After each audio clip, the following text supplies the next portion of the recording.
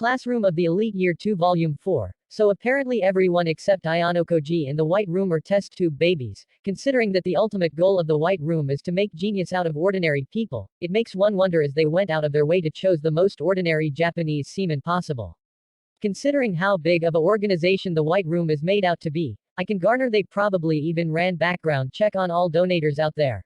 A shady powerful organization hosting a seaman donating event for each generation of the White Room. Requirements: ordinary PP only. Well, anyways, we started off with the monologue of the White Room student, Ichika Amaswa. How do we know that the White Room student was Ichika Amasa? It's because, psych bitch, it was in the title of the chapter. But guess what? That's not all. There are more than one White Room student. I am gonna be honest, Reddit ruined me. I couldn't even get much of a surprise from the fact because as soon as this picture was released, every other comment did predict that, yes, there might be more than one student, that's what will happen, yada, yada. More importantly, Ichika was the White Room student, but in fact she was not the White Room student whose prologue we had heard before. Let me give you a quick rundown. In the White Room every student is supposedly obsessed with Ayano Koji, the ultimate Sigma male. Who exactly can blame them? And Ichika Amaswa is one of the worshippers of Ayano God. Now we know that in the cult of Ayano God, aka the White Room, there are some non-believers. That is the White Room student that talked about possibly murdering Ayano Koji. So from the White Room student to stop Ayano Koji Kiyotaka, they have sent in their greatest players, and Ayano Koji simp and a wannabe murder. And possibly some more characters. Anyways, the simp talks about she worships her senpai but she has spent too much time in there, so she is just essentially not gonna do anything. And bringing back my seaman talk, it turns out Ichika Amaswa does not come from ordinary PP at all. Her parents are apparently talented people, so she is not something the White Room wants at all. She is a sub-experiment with the opposite purpose than that of the bigger experiment for which the entirety of White Room is made for. I don't know why they had to make it so complicated for. So I am not gonna bother more with that bullshit. So now onto the spicy cliffhanger that Volume 3 ended on. Yeah, the girl holding the stick. That was Ichika. But since she is an Ayano Koji simp, she obviously wasn't planning to hurt him with it. What she did do was she first of all beat Kushida's ass on her way to Ayano Koji, and on her way to see the fight between Ayano Koji and Nanase she saw another student holding the stick, so she took the stick from that student and that's why she was holding the stick. As for the identity of the student who was holding the stick beforehand with the intention to hurt Ayano Koji, that was revealed in Volume 4.5. Sad. Anyways, Ichika approached Ayano Koji, told him she was from the White Room student. Ayano Koji is cucumber, so he didn't really have a reaction, or he was a bit surprised.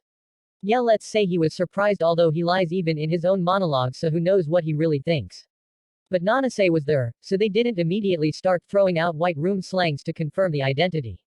And you know what? Let's take a moment to congratulate Ayano Koji for getting a new tool. And by the way, that's all the difference there is between Ichika and Nanase. One is a simp, other is a tool, nothing more, nothing less. And from then on Nanase goes on to explain how at the crime scene of the past, when Ayano Koji, Pseudo-her and Ike were all looking around to find Shinohara and figuring out who pushed Komiya from a freaking cliff. Look and behold, Amaswa Ichika was present there. So Nanase says Ichika was the one to push the respected senpai out off the cliff and hence she is evil. Personally, I don't really think it was her though. I think she just likes to be around crime scenes just gazing like a stalker. And I also don't think Nanase is in any position to call her evil based on that assumption. Like, does Nanase remember what she has done to her respected senpai? She literally led her 3 respected senpais into a trap that ended up with 2 of them getting badly beaten and the other one stabbing himself. And she was perfectly fine with it, just watching it all play out before her eyes, weren't you, you psychotic two-faced women? And when Amaswa does the same, she is somehow evil. Hypocritical, I say. I do realize I might come off as based to Amaswa, but she beat the shit out of Kushida, so I just wanna give her the props for that. Anyways, let's talk about the White Room talk that issued between Ichika Amaswa and Ayano Koji. And you know what, everything was perfectly fine until Ichika said that the people in the White Room student made a mistake by sending her in, cause she was actually an Ayano Koji simp, and not someone who envies him. Do you realize what this means? Basically the top dogs, the instructor, I am guessing, made a mistake in choosing her. And we know that the other White Room is a wannabe murderer, so they made a mistake choosing him too. That's 2 mistakes, in total. Do you realize how dumb that is? Because the people choosing have literally no excuse for making mistakes in that regard. They have been observing these students 24 hours from when they were infant. In a high-tech institute they have been collecting data off of them, they should know the inside out of each and every student. Especially about how they feel about that one guy the White Room keeps mentioning to these kids to be like. Anyways, enough about White Room, let's take a moment to talk about the new tool Nanase. It seems Ayanokoji's methods were a bit too effective, cause Nanase did a full 180 on her attitude. Like she was nice before but that was also part of the act but now it's a different story altogether. Nanase seemed more worried than Ayanokoji about his circumstances, and to discuss these situation and the difficulty she also entered inside his tent at night. You know since Nanase was so worried for Ayanokoji's sake they had a heart-to-heart talk inside the cramped space on Ayanokoji's makeshift tent bed. To that I have nothing to say, but as Kiyotaka's father, respected Mr. Ayanokoji once said, Matsuo would turning in his grave right now. This time along with his son. Anyways, the clingy soon left after. And then he ran into Horikita. Let me just quickly cut through all the bullshit and tell you they did not have an interesting conversation, but much excitement happened with Horikita finally over this volume.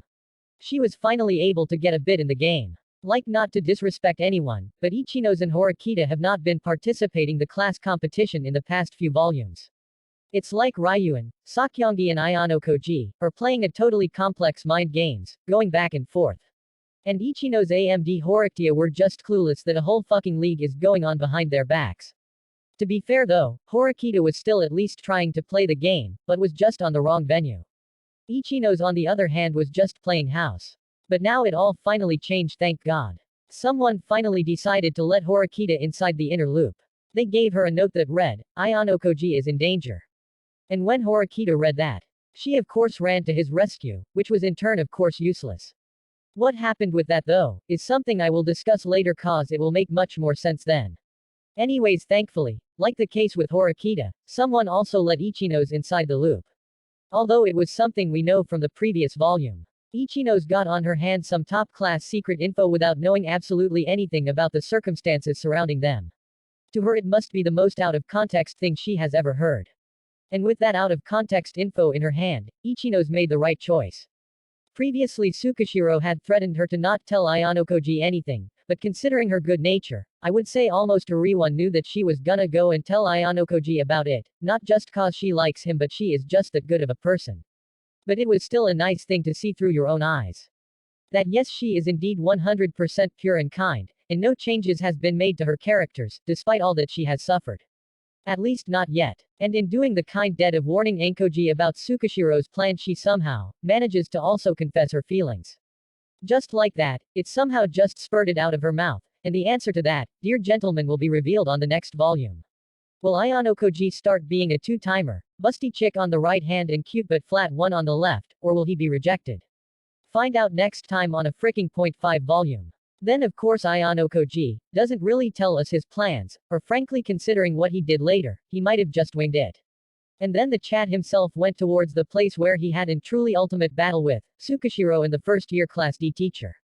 Ah, what an epic battle that was. Two 40-year-old men chasing a 16-year-old fresh boy. On a beach. Now I am gonna talk about this epic battle of the beach a bit later because before biting into the main dish we gotta talk about the appetizer.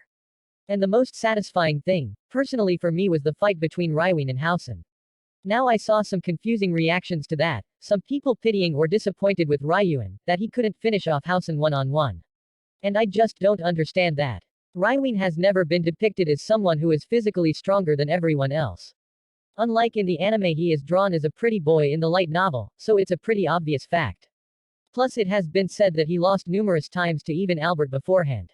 So obviously Ryuuen can't beat him in a fair fight. And the thing is, the fact that I have now come to enjoy, Ryuuen doesn't fight fair. He never has. So it made perfect sense that in the beginning when Ryuuen fought one-on-one with Hosen he got his ass handed to him. And it also made perfect sense that Ryuuen had a sneaky trick up his sleeves that ended up with Hosen getting bashed. So here is how the fight between the Sigma male and the gorilla went down. Ryuuen provoked Hosen. Hosen beat him down with a bit of a difficulty. Ryuuen managed to get a few hits in, but ultimately it was a losing battle. But like the madman that he is, he still provoked Hosen to his face, which did manage to affect Hosen, more so the fact that how Ryuuen was still coming for more. I guess he didn't read the volume 7 or else he would have known that Ryuuen doesn't feel fear, unless it's Ayanokoji. And then Hosen went for the final kill, and then, psych bitch, Albert and Ishizaki sneaked up on him. As per Ryuen's plan, of course. And then Ryuuen bullied Hosen. In the end he won the war, while setting himself as a bait, and that's brilliant. That's right, in the fight between the Sigma male and the gorilla, the monkey lost. Must be hard for some of you to accept, but that's what freaking happened. And the people who were watching from behind and partaking in a psychological battle were our own, Koki Loli, and apparently the Suicide Squad from Class 1st C. So the ultimate Suicide Squad member from Class C of the first year is Tsubaki, for some reason, even though she is not the White Room student. She is like, yeah, I will like to get expelled in exchange of getting Ayanokoji expelled. I am sure there is a backstory there, but right now, she apparently would like nothing more than to get expelled. And she is also smart. Arranged to control the whole first year in the very smart plan, that was doomed to fail from the start. Like it was smart, and the methods to get that plan in motion were even smarter. Plus she was just asserting dominance everywhere, basically just shitting on Yagami.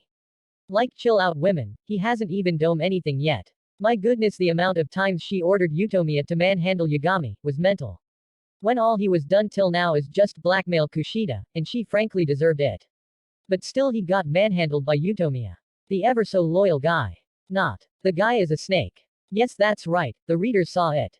That rat was talking to someone on the walkie-talkie after basically exposing Tsubaki's identity to Sakyangi. Shame on him. The kids these days, I tell you.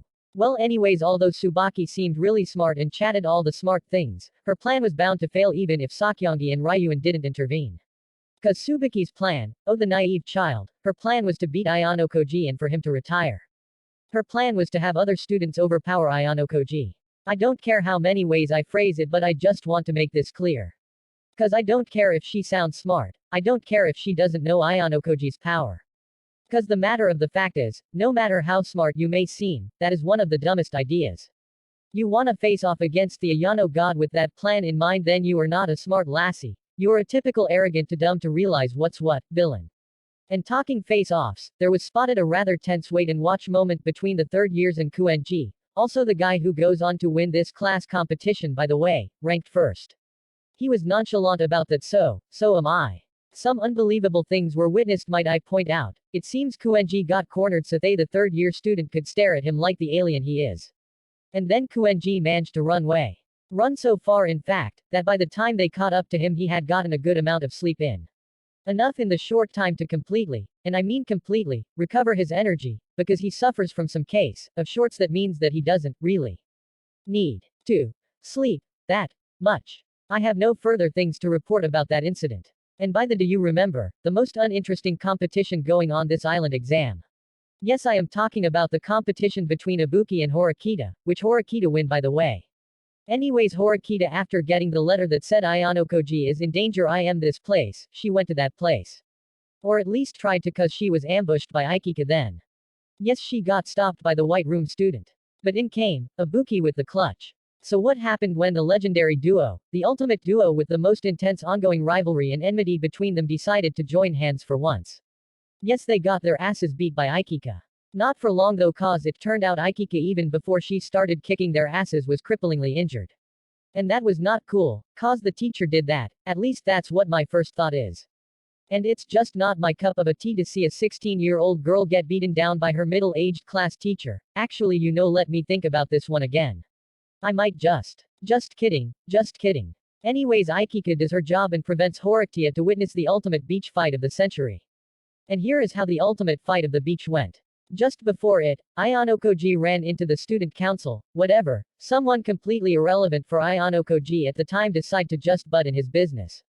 Which Ayanokoji would have let it slide, but now was not the time for Ayanokoji to cater to this guy's ego, and he Vegeta ed him, and with just that, dear gentleman Nagumo lost the competition.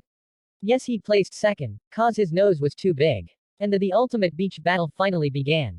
2 adults, 1 child, 2 teachers, in student, all academically very capable, had a chase. The 2 very athletic adults chased after a powerful trained kid.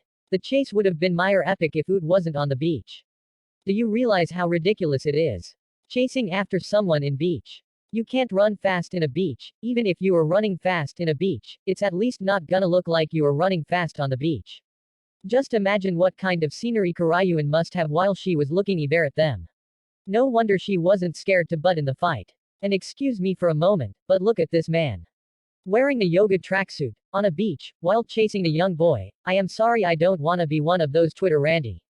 But that screams pedophile. I am just joking, of course, but still, man, at least get rid of fake creepy ass smile on your face. You're scaring me here. Anyways, this motherfricker also has a taser gun on him. That's just a bit too much. And then things start looking a bit sloppy for Ayano-koji, when this new Chad waifu, Ryuuen, shows up to fight by his side. And I am all cool with it. But then when the fight ends, when of course according to Ayano-koji's plan Chabashira-sensei and Machida-sensei show up. And the matter is just dropped. Just like the taser gun in Tsukashiro's hand. The man just went, yups, now it's Iver, guess it ain't happening, I am out. No, that's not how it happens. There should be charged at least 2 or 3 cases in Tsukashiro just based on his appearance. And then when the other teacher shows up to stop the fight, it's all just Iver and done with it. How does that work, when you can get some solid proof by just the witnesses and the tase gun? Anyways, things happen. Some to her honorable mention might be, the bookworm girl's useless side story. Nothing happened there.